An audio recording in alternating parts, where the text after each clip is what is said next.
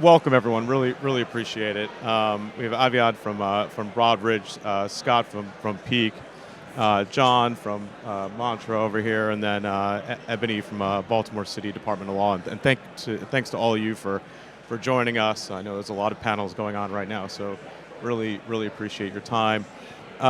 We are talking about putting the real in RWA, probably something you guys have heard about a few times over the last several hours here.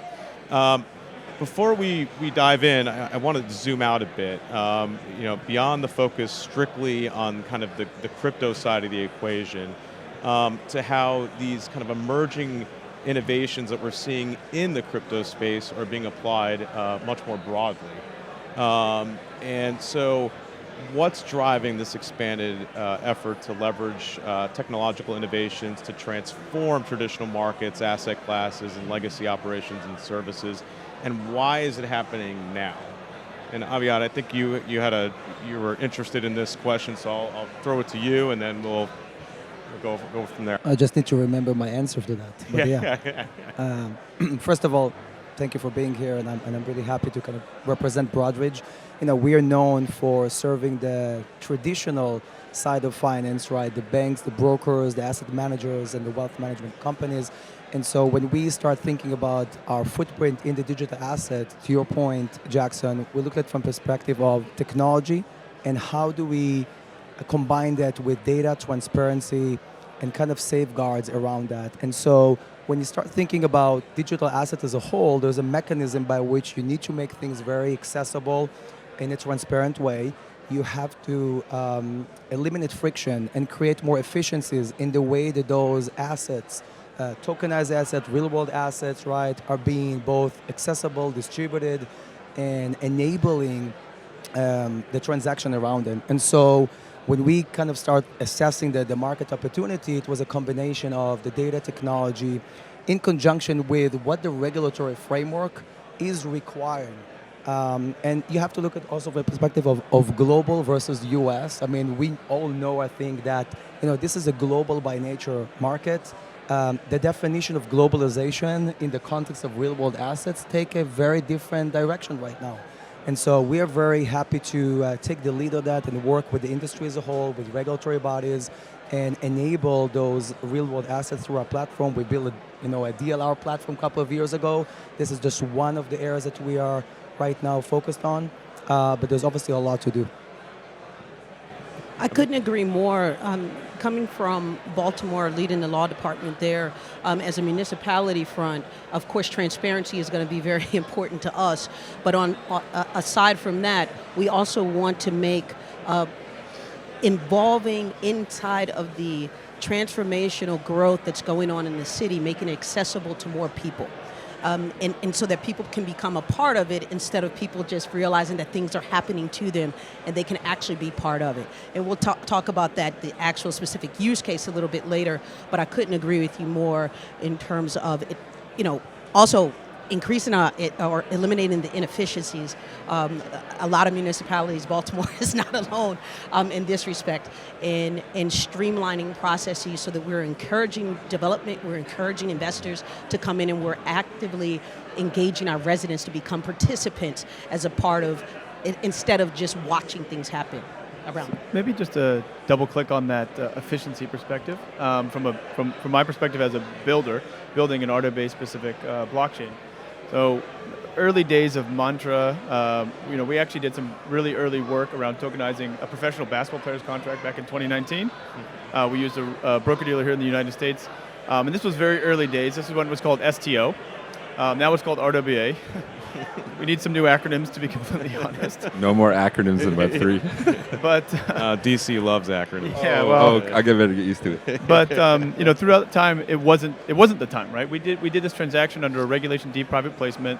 It was very manual. It was a 5% yielding coupon, which was attractive at the time.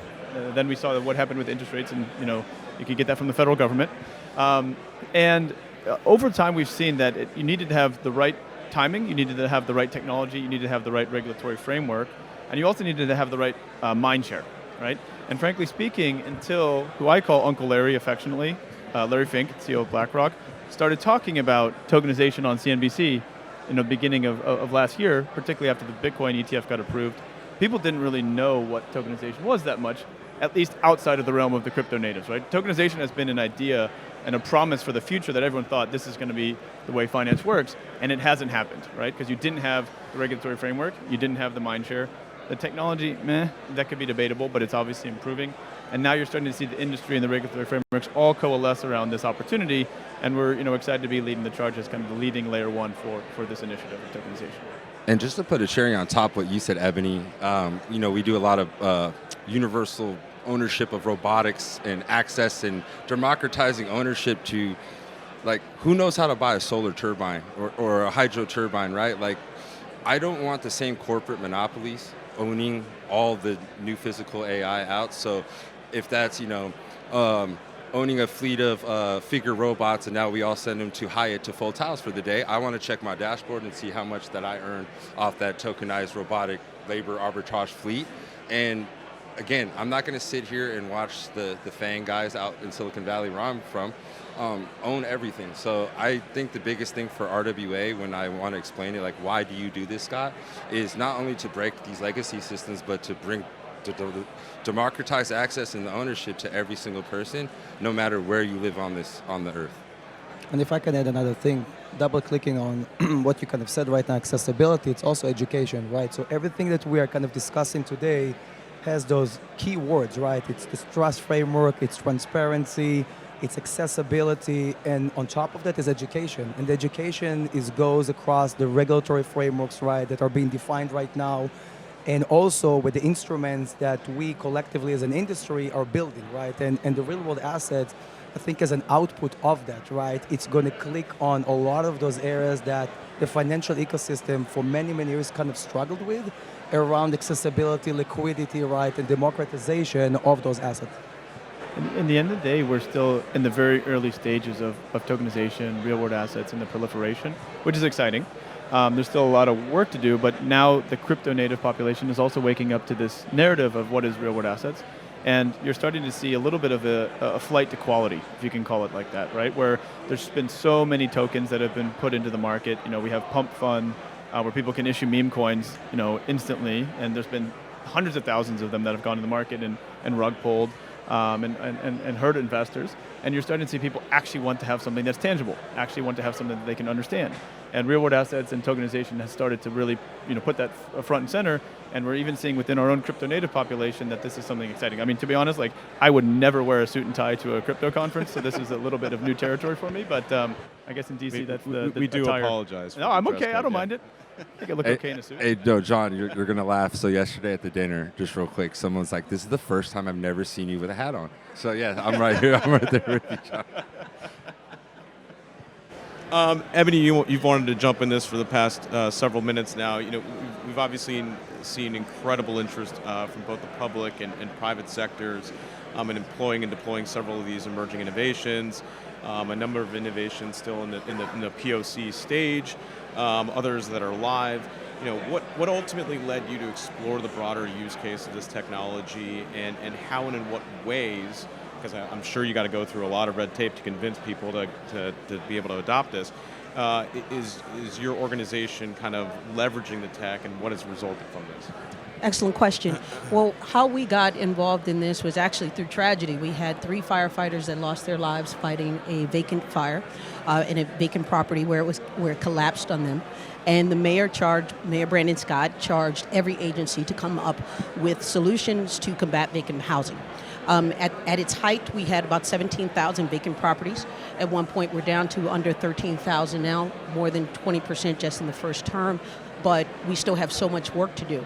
And what I presented was actually recording not just our vacant properties on blockchain, but also all of our properties. We have all 238,000 plus now on a blockchain, so that we can be looking forward. We don't want to inhibit the growth and the investors that are coming there. Instead of us looking backward, we know that the properties are going to change hands at least 3 times within the next 2 years if there is a vacant property, because most of the properties the city does not own.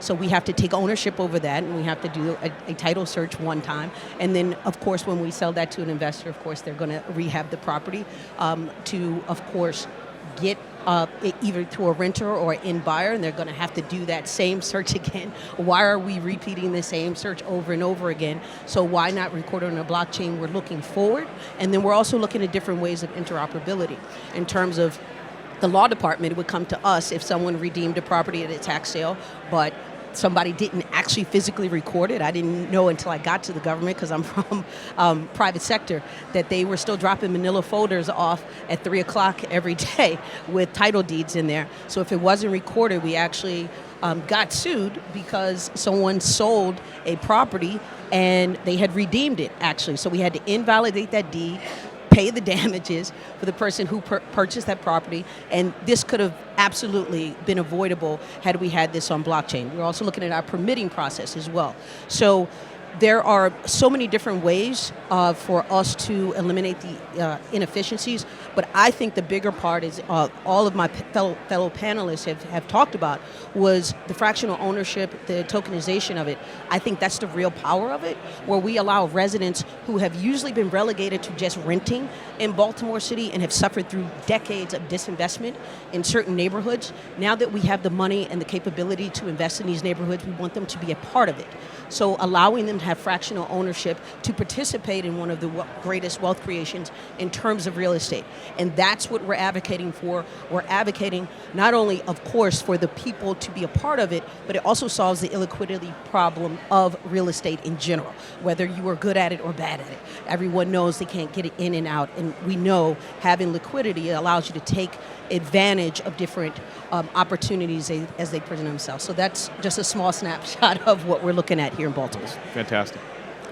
Just one quick thing to kind of double click on what you said. I think experiments or initiatives such as the one you described right now are putting the real in real world assets, because if you think about our traditional system, right, which is accustomed to certain processes that have to, again, to be kind of in a framework of regulation, what we talk here is almost an experimentation layer, right? So we take use cases that are by default inefficient, and we're trying to use the right technology, the right processes, right, to demonstrate that it can be done differently. And if you also think about the big players in traditional finance, right, whether it's the asset managers or the wealth firm, right, they need to adapt to this new instrument, new vehicle, right, to unlock those opportunities. So, tying back to an experiment that can become a real opportunity, and then you capitalize on it. I do want to quickly talk on the title deed tokenization opportunity. We've done a lot of work on tokenizing titles, but on the other end of the spectrum of primarily high-end luxury villas in the UAE. So we've been working with a large real estate developer called the Damak Group, which is the largest private property developer in the Middle East. They recently announced that they're going to be investing $20 billion into the U.S. Via data center investment. We're doing multiple billions of dollars of transactions with them for actually tokenizing commercial, residential, data centers, as well as off-plan, so prefabricated developments. And one of the things that's quite interesting around these title deed tokenizations is you have to actually have a native tokenization, right? You actually have to have the enforceability of the on-chain representation of the asset be redeemable in the real world, like what you're doing, and enforceable in the real world, like exactly what you're doing in the court of law, right?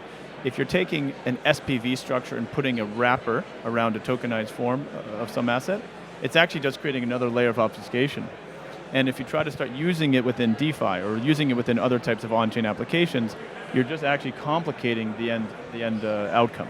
And this doesn't make it actually enforceable in the real world or that easy, right? If you're tokenized at SPV, you buy a portion or a fraction of that, and for some reason, you lose your asset, you're going to have to go after the equity owner of the SPV, not the actual, land registrar. So we've been doing work with Damak and the Dubai Land Department, which is their actual governmental land registrar, where they've taken the existing digital, in many cases also probably paper, ledger, and brought it onto a chain. And so far we've done a few $100 million of transactions of tokenizing these properties. And I think one of the biggest unlocks there, aside from the use case around collateral, how do you borrow against these assets in a safe way, is actually in Dubai, they have a 4% stamp duty on a primary sale of an asset, right? That's a government tax. But that happens on the secondary and the tertiary sales as well. So one way that they're exploring how do we bring new investment capital into this market is actually saying secondary and tertiary sales have zero stamp duty.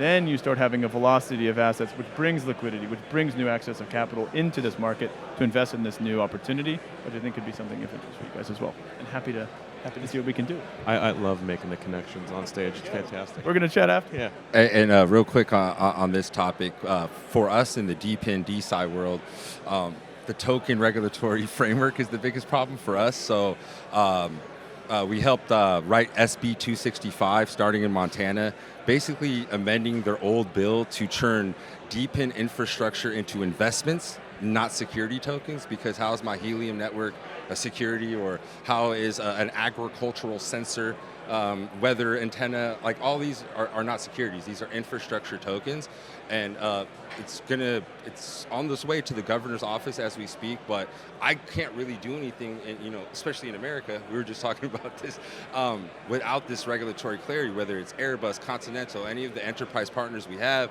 they're still kind of waiting until that real clarity comes through. So I urge everybody in this room to sign up for your local crypto board, whatever it is, find Ebony, whatever state you're in, and you can also help in other states as well.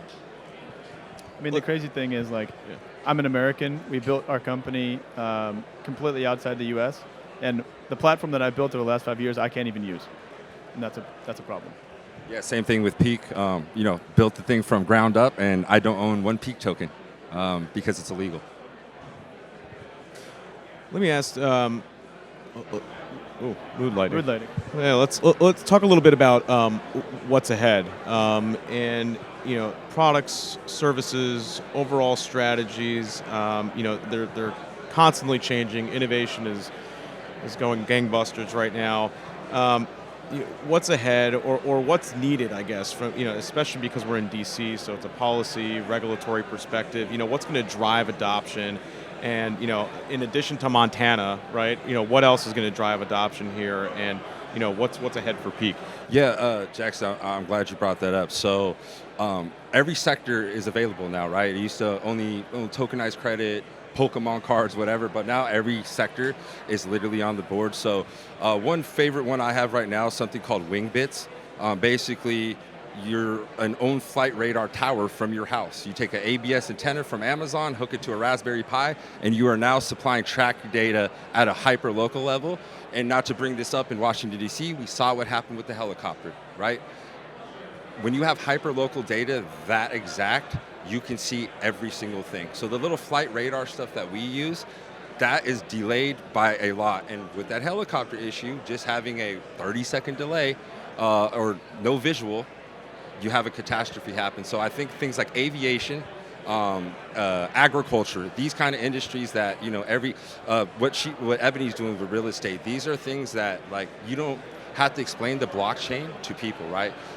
Measure noise pollution on your app, and for that contribution to that network, you get some tokens. Again, did I talk about MetaMask? Did I talk about anything confusing? And RWAs is the only thing you can really do that with. Well, I'd be interested in your discussions in Montana, right? Because I would imagine, you say tokenization and no one knows what the hell you're talking about, right? So how did you bring it up to the point where they get legislation introduced, right? Yeah, so this is really funny. I was just talking to Mike about this. So you literally have to be a 5-year-old, right? So the senators literally thought DPIN tokens were shekels.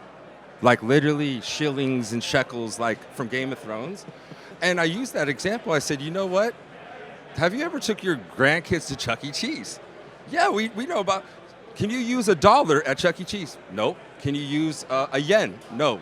You only can use the Chuck E. Cheese token for that particular infrastructure.